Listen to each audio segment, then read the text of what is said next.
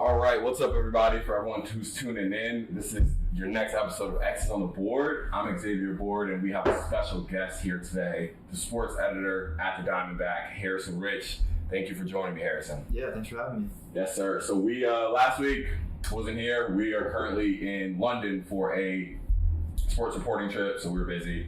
Maryland played some games. We'll touch on that briefly. This will be a shorter episode for the most part. We're going to be talking some Terps. We're going to be talking some all-time Maryland basketball, going through some rapid-fire questions to test some of Harrison's ball knowledge.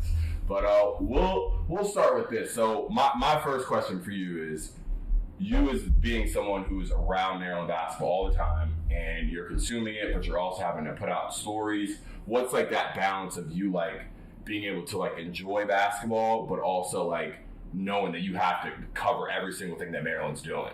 Right. Yeah, I mean, I think you hit it right on the head there. Like, as a student coming in my freshman year, when I wasn't covering the team, I kind of became a fan of Maryland basketball. And then starting on the beat my sophomore year, kind of had to flip the switch a little bit, turn on my journalism mode. And I wouldn't say it's been difficult to balance the two, because I think it just comes with the job, honestly. Like, there's a lot of journalists out there who cover teams that they support. And so, you kind of just got to learn how to balance both worlds. But it's definitely been interesting, especially this year, with all the struggles that they've had, and kind of, making sure that my reporting is as objective as possible, not letting kind of any biases or any negativity, well, I can be negative, but not, overly negative, like the fans sometimes may be. So it's kind of just striking that balance. But yeah, man, it's been an interesting time for sure. So did you cover Maryland's men's basketball last year? Yeah, okay. So this is my third year on the beat. Okay, so that would lead me to my next question. Obviously, this season, the team has not, I guess, lived up to expectations with Buzz coming in, and obviously it's kind of being seen as a rebuild transition year compared to last year. How does that like change your reporting when you know that there's not an expectation for the team to be in the national championship compared to last year, where the team was in a bunch of high stakes leverage games? Right. Yeah. I think the main thing is last year there was a lot of focus on actual game coverage, where me and my beat partner, we traveled to Seattle, San Francisco for the NCAA tournament. And so, a lot of our reporting was focused on Derek Queen's buzzer beater, everything else that happened in the tournament. And, before that, when they were kind of towards the top of the Big Ten standings. But like you said, this year, there's not much going on of importance on the court. And so for me, I've kind of been more focusing on off the court stuff. What interesting stories can I get, in terms of the process, because, fans, they know who Buzz Williams is, they know who his staff is, but they don't know, exactly what's going on behind the scenes right now. And so that's kind of the type of reporting that I'm trying to share with the fans as best as I can. Right now I'm working on a story on one of the assistants. He's called the director of process on their staff, and I'd never really seen a title like that in any college basketball coaching staff. So those are the types of stories that I'm trying to write, more process oriented, to kind of help the fans learn more about the team. Since you've been on the beat with Maryland's men's basketball, who's been a player that maybe might not be the most known player, but just someone that you enjoyed on the team covering? Oof, that's a good one. I think, you mean like personalities? So yeah, like it doesn't even have to mean like you have to have wrote a profile about him, but just being in that environment, someone that like maybe people who are not around Maryland's, not around like the sport as much and don't see the behind the scenes things that people might not. Yeah, I think I could go a couple of different directions with that. Do you remember Jordan Geronimo from last year's team? I do. He was also on the team the year before that. Never got much coverage. I mean, he was a reserve last year with the Crab 5 squad, obviously, but really, really funny guy, great character. Spoke to him a couple times and just always a great convo for sure. There were a couple other guys like that on last year's team. Obviously, fans know Jacoby Gillespie, star point guard. Wrote a profile on him right before the NCAA tournament, and got to talk to like a lot of people around him, his mom, dad, trainer, high school coach. So it was good getting to know, kind of the people around the story. And he was a great guy to talk to as well. Yeah, so obviously that is something that we see a lot. Obviously, for people who are listening who are not in journalism, they might not know, but a lot of times when you're writing a story about a team or sometimes a team that's not necessarily performing the way you expect, you kind of got to talk about players and find the stories that are outside the box score, and just finding little stories that within Maryland, I thought one of the most fascinating stories last year was that whole Crab 5 situation. And I was hearing it in class, and I was like, what's going on with this, and how did this even start? So when that was kind of growing last year, what was you and I guess your staff was your thoughts on it? I don't know. I'm very curious. Yeah, that's a good question. I remember, I'm trying to think when I first heard about the Crab 5. I mean, I know, are you familiar with the NBC, the kind of the Twitter Maryland burner community? So that's, a little bit. I heard a little bit. Yeah, so that's kind of where it all started. I don't know exactly who created it or how it began, but I assume one person kind of, actually I do, okay, there was one person who tweeted a picture of the starting 5, and he was like, this is the Crab 5, and then that was the tweet that kind of blew it up. So from there, me and my partner were kind of talking about, okay, how are we going to cover this? And he kind of took the lead on writing a story, explaining what is the Crab 5. And I think he interviewed the founder, the creator of the name, and did a little video explainer on it. And then I remember asking Willard about it in a press conference, and he said he knew about it, but he was a little confused with the origins of how it was created or the meaning behind it. But that was definitely one of the big stories last year with that team. So Harrison, you don't know who's behind the burner? The person? Mm-hmm. No, I mean, none of these people reveal their identity. Nobody in NBC reveals their identity. Okay. At least to my knowledge. Okay. Yeah. I'm gonna trust you on that. Yeah. So, all right, we're gonna transition to something else. We're gonna do what I call rapid fire questions. So some of these you might not be able to answer in a few seconds, but I'm gonna go through some of these, and you're just gonna try to answer them as quick as you can. I know I'm putting you on the spot, but hey, We'll see how it goes. It's X on the board. Let's start it. So, does Maryland basketball or Maryland football win a national championship first? I'll go Maryland basketball. Okay. I don't see football winning any future. What is, in your view, the most iconic Maryland moment in their basketball history that you've seen? That I've seen. Okay, so I was not really following Maryland before I got here in 2022, so I'm just gonna have to go with DQ's buzzer beater last year. That was a viral moment. Okay. Who is your favorite Maryland Terrapin that's in the NBA right now? I mean, it's probably Derek Queen, but if I had to pick someone else, I'll go Jalen Smith. That's a good pull. I mean, I feel like a lot of people don't respect Jalen Smith enough. He should get some more respect. He was a very good player in Maryland. He was underrated player. All right, so, and again, I know you said you didn't cover much or before you got here, you didn't cover many Maryland teams, but what do you think? Do you think last year's Maryland's team was their best team in, let's say, a decade? Yeah, I think the conversation is usually around last year's team and the 2019-20 team, which unfortunately we never got to see the end fate of because of COVID and the tournament. But I believe they're going to be a 1 seed or maybe a 2 seed that year. So those are definitely the top 2 of the last decade, but I'd be very interested to see those 2 teams face off. All right, this one was my personal favorite one, and I think, again, this might get a little tricky, but I just want to hear how you approach this. So I'm going to name a skill of a basketball player, and you're going to have to name a Maryland's basketball player to make up the best possible player. Got it?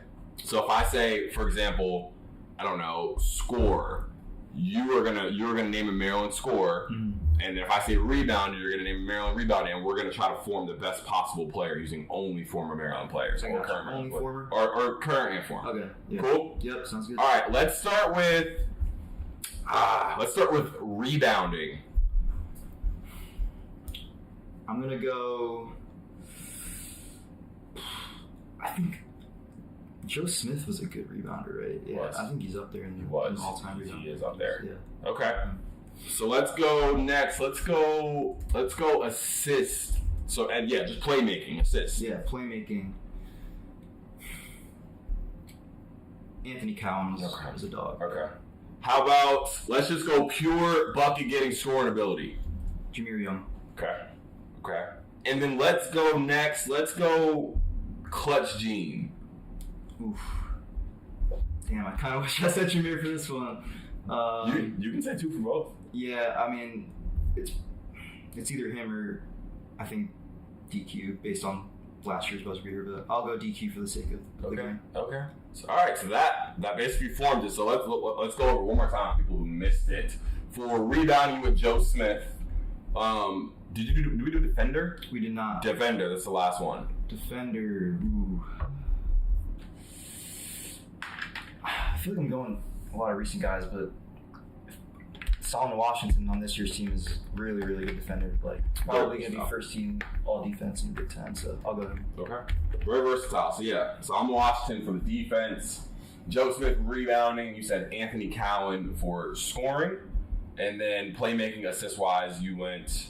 I went Jameer for scoring, Yep. Cowan for playmaking. Got it. That's a pretty damn good player. Obviously, like, you're going to look at it and be like, well, we forgot a lot of guys from the early 2000s. Off Steve top of my head, Francis. and I'm 21 years old, so don't knock me on that. So don't give Harrison too much flack for that. All right, the last thing I'm gonna test your ball knowledge a little bit. Can you name the top 3 all-time scorers in Maryland's men's basketball history? You got the list? Yep. I will give you 45 seconds to get the top 3, and then after a while, I will give you some hints. Yeah. If you need it. 45 seconds starting now. Top 3. All right. Len Bias is definitely on there. Yep. What is he? 1? Third. Let's see. One of them is like late 90s, early 2000s. Mm-hmm. He's known, but he's known. Yeah. I'm trying to think about that national championship team. Juan Dixon. Correct. Juan Dixon is number 1. Okay. And the second person is someone like mid 2000s. He was like a role player that was known in the NBA. That was honestly pretty underrated. Role player. Guard. 2000s guard. Like mid 2000s, like Davis Vasquez. Correct. Good. Hey, Vasquez right. up there. There we go. Okay, you did what I thought. All right, Yeah. we're gonna do one more. We're gonna do assist. Okay. Start now. 45 seconds. Is Gravis on assist? Gravis is second in assist. Mm-hmm. Who else? The third guy is gonna be really hard, but the first guy is a very notable player. Okay. I'm not gonna say too much. I don't want to give it away. Yeah. Is it Steve Blake? Correct. Steve Blake is number 1. It's not even close. It's like by like 200 He's assists. a dog, It's not even yeah. close. The third guy, I don't know how many Maryland listeners are even gonna get this. This guy played in the 80s. We might have maybe some of my professors might know this. His third in assists, but Yeah, the 80s. That's a long time ago.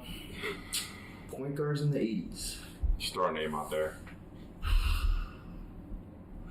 I don't think I have a name. Yeah, so it's Keith Gatlin. Okay. He played from 83 to 88. He's third in assists. Anthony Cowan is 5th, so he's not too far off the board. You're pretty good. Yeah. I mean, from being on the spot and considering I didn't even tell you that we were going to do this. Yeah, better than I thought, honestly. That's good ball knowledge. I like it. All right, so we're going to transition to this final segment. And I love doing these because I think it puts you on the spot because you don't really know who's coming next. What we're going to do is we're going to do a Start 3, Cut 5 Maryland men's basketball all-time edition. So I'm going to name somebody, and Harrison has to decide if he's going to start or cut them, and you don't know who I'm saying next. Got my list here. Expect some heavy hitters. Okay. I'm not going to name some certain people. Like I'm not going to name. I'm not naming anyone on this year's team. That's for damn sure. Yeah. Or maybe one. But let's get started. First name up, Gravis Vasquez. Based on the fact that he's on top 3 in points and assists, I'm going to start. I'm going to start him. Next name up, Melo Trimble. He was good. He was really, really good, but I'm going to cut him. Interesting cut. Third name up, Anthony Cowan Jr. Yeah, I think I got Cowan over Trimble. I'll start Cowan. All right, so you've got one start left, and we have got 5 names left. Yeah. Let's see if he regrets this. Next name up, Derek Queen. You knew that was coming. We're getting all-time Maryland. Yes, players, all right? time. Okay. God, fans are gonna kill me for this, but like I have to cut him. I can't have my 3 starters locked down this fast. That might be an all-time bad take and looking in a few years, but we'll see. Let's keep going. Next name up, Pharrell Payne. Yeah, I mean, if I'm cutting DQ, I'm cutting Pharrell. All due respect. Mm-hmm. All right, so far he's kept Gravis Vasquez, he kept Anthony Cowan Jr., and he's cut Melo Trimble, Derek Queen, and Pharrell Payne. Next name up, Steve Blake. Yeah, I mean, I just can't start 3-point guards. Like, logistically, that's not going to work, so I'll cut him as well. All right. Next name up, and I kind of realized I did go guard heavy here, but it is what it is. Next name up, Steve Francis. How many names we got left? One more after this. After this. Okay, so this is a risky play. You're taking a gamble here. I could give you... Yeah, could be anyone. I mean, I was hoping it's one specific guy, but...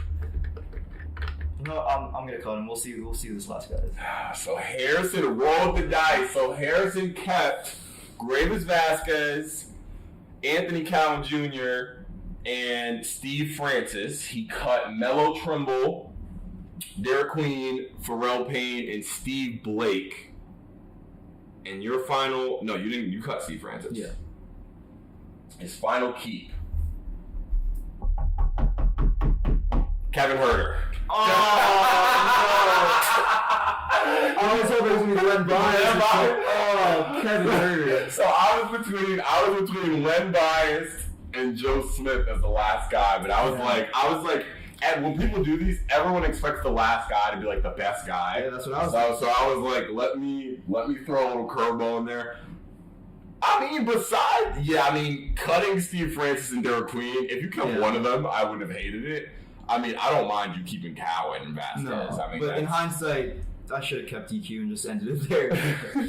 I didn't know Herter was going to be the last guy, though. Kevin Herter, the red solid role player in the league, but not Derek Queen. Not Derek Queen at all. Well, in a few years, I don't know, Derek Queen might be up there as one of the best Maryland players of all time. So, and we're going to wrap it up there. Harrison, I appreciate you being on. This is fun. Again, your ball knowledge on the spot obviously impressed me. You obviously cover the team all the time, but you being someone who didn't cover them until 3 years before, I was like, no, yeah, the all-time leaders, that's not easy to pull. So, thank you guys for listening to X on the Board. This is Harrison Ritz, the copy editor at the Diamondback. Go check out some of his stuff. I appreciate you guys listening. Next week we should be back in the States, so if the connection was bad this week, I apologize. But thank you guys for listening to X on the Board.